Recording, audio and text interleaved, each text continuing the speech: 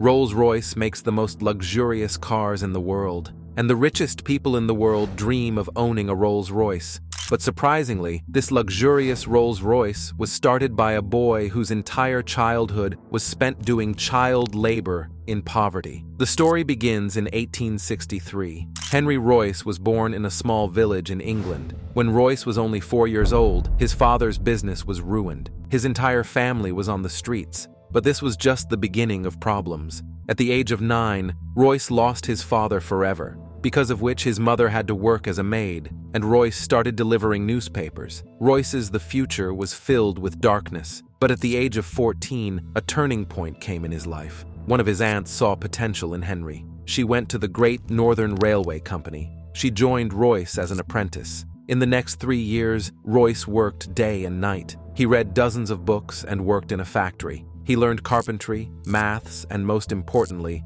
electronics. At the age of 17, he became a fully capable mechanic. At the age of 21, he was working as an engineer in a company called Maxim Western. But due to financial difficulties, this company was about to close. Royce had the option to take up a job in many other companies, but he decided to open his own electrical engineering company. He used his £20 savings and started a small office space in Manchester. F.H. Royce and Company. He also joined his friend Ernest Claremont as a partner. Royce did whatever he could to survive, like repairing sewing machines, electrical fittings, etc. But Royce saw that demand for electrical fittings and lighting was increasing, so he started manufacturing arc lamps, bulb holders, and electronic doorbells. This changed the company's fate. By 1900, the company's sales had crossed £20,000. At the age of 38, Royce had a family. They were planning to build a huge factory. Everything was going well. Then a twist comes in the story. In 1901, German and American companies entered the British electronics market. Competition increased, and the prices of electronics equipment fell. Royce's business started crashing. As the business failed, Royce's physical and mental health deteriorated. When Royce consulted a doctor, he got simple advice. Royce needed fresh air to recover. He was advised to buy a car so that he could travel without strain. Royce took a vacation to recover.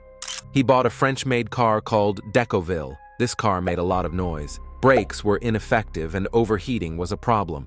This car was below standard for a perfectionist like Henry.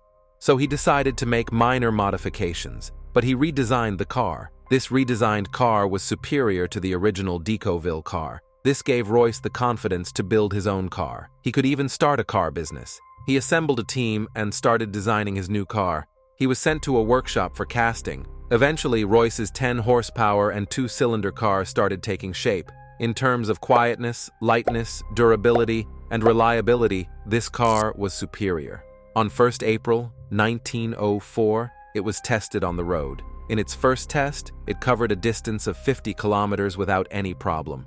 Royce made 2 more cars of the same model. They were tested and improved. They made world-class cars, but they were not capable of delivering these cars to the world. This is the entry of the second hero of the story, Charles Rolls. Royce was presenting his cars in an exhibition.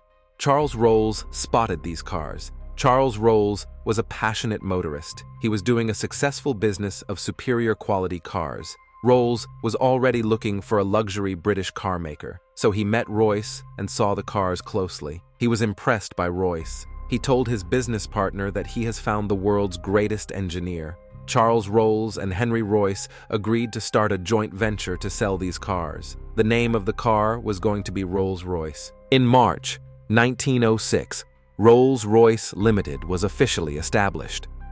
4 Rolls-Royces, 10, 15, 20 and 30 horsepower models were to be supplied. Rolls-Royce believed that the best way to market a car was to participate in racing tournaments. That's why Rolls-Royce participated in prestigious tournaments like Isle of Man and Tourist Trophy. Rolls-Royce won those races by using Rolls-Royce cars. Rolls-Royce also made many new speed records with these cars. Rolls-Royce was already established like a great car company, but their most successful car was yet to come. At the end of 1906, Rolls-Royce launched a model with 40 and 50 horsepower and 6 cylinders. Its body color was silver. It was extremely smooth and silent, just like a ghost. That's why it was named Silver Ghost. To market the car, Rolls-Royce planned an endurance test of 24,000 kilometers. Silver Ghost was driven for 2.5 months on Sundays. It was driven continuously day and night, and the distance covered was 24,000 kilometers. Silver Ghost passed this test without any issue. Rolls-Royce also organized many demonstrations, in which they made Silver Ghost pass the whisper test.